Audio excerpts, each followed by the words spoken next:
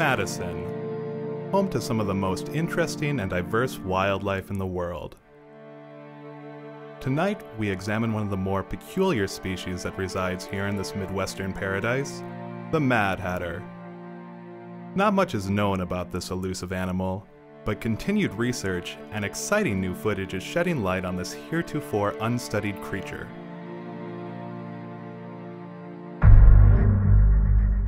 The first sightings of this brightly colored mammal date back as early as 1997.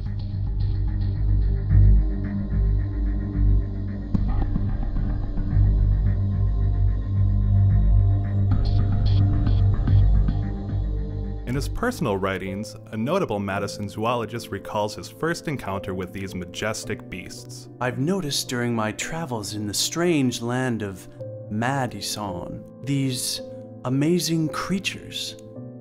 They gather in various locations and attract attention everywhere they go with their strange synchronized noises.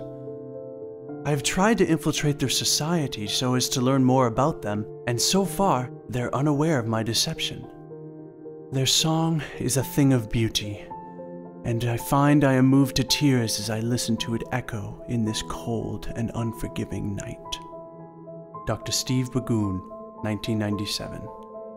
Sadly, Dr. Bagoon was later injured in a frenzy when he tried to show the pack how a guitar works. Though mostly benevolent, the wild Mad Hatter is spooked easily and can become dangerous.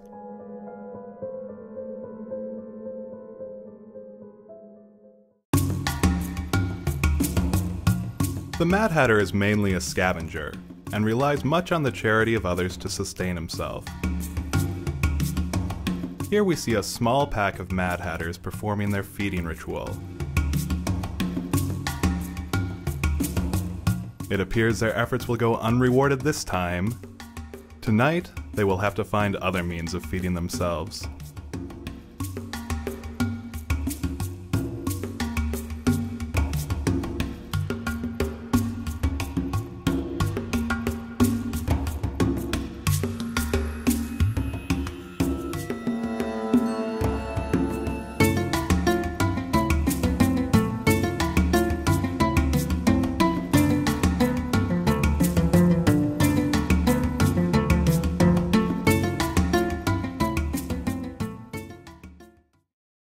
Many scholars debate the true habitat of the Mad Hatter. Seen mostly in Madison, it was assumed to be their permanent home, but new sightings in areas as far north as Rhinelander, Wisconsin, and as far east as Washington, D.C. suggest the Mad Hatter may actually be semi-nomadic. Despite this, the Mad Hatter appears to spend much of the year in its presumed nesting grounds, the George L. Moss Humanities Building.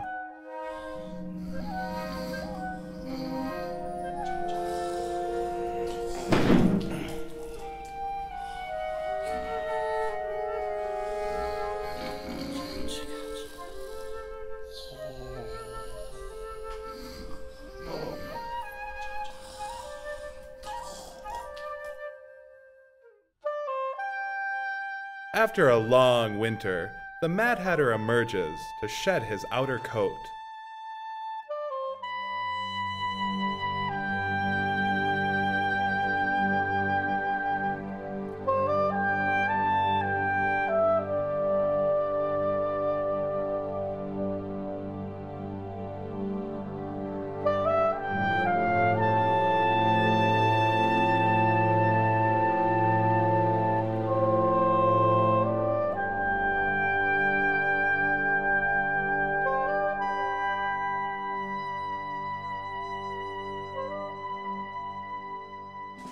A curious animal.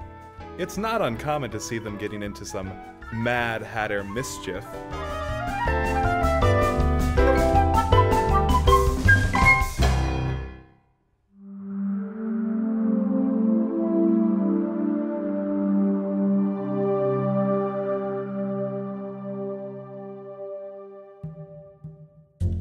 The Mad Hatter rarely leaves the nest, venturing out only to find food, sing at gigs, and on very rare occasions, to mate. The Mad Hatter mating ritual is a testament to subtlety and understatement.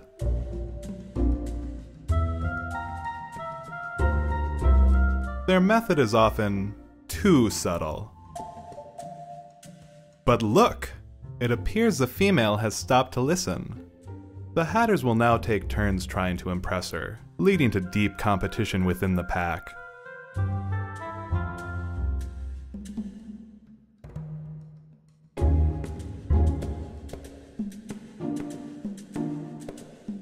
Alas, it appears the female has lost interest, and today, disappointment will be their only companion. Such is life in the wild, but these Mad Hatters will live to sing another day.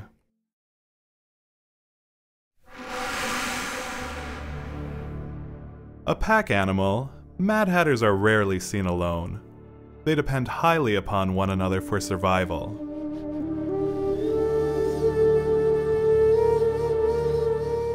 Here we see a young Hatter specimen get separated from the pack during a migration.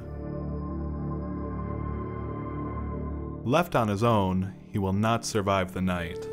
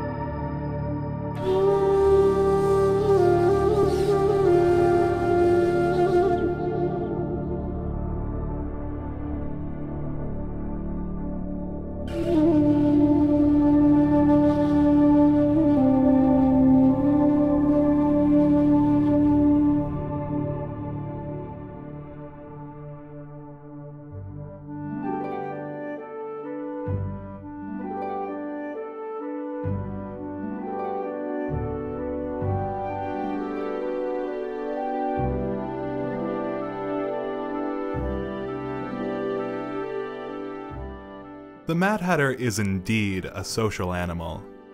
In the pack, experience is the true mark of a leader.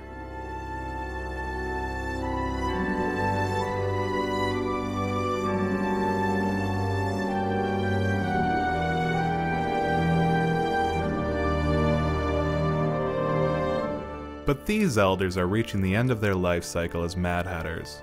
Soon they will molt their brightly colored plumage and transition to the next stage of their development, the alumnus.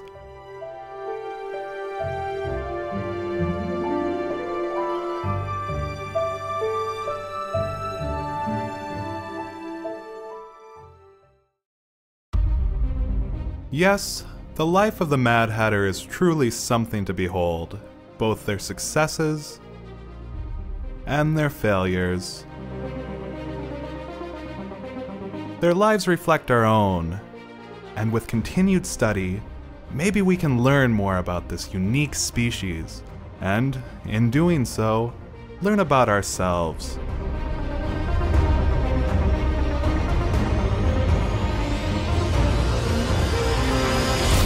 This has been your narrator, Jonathan Cum.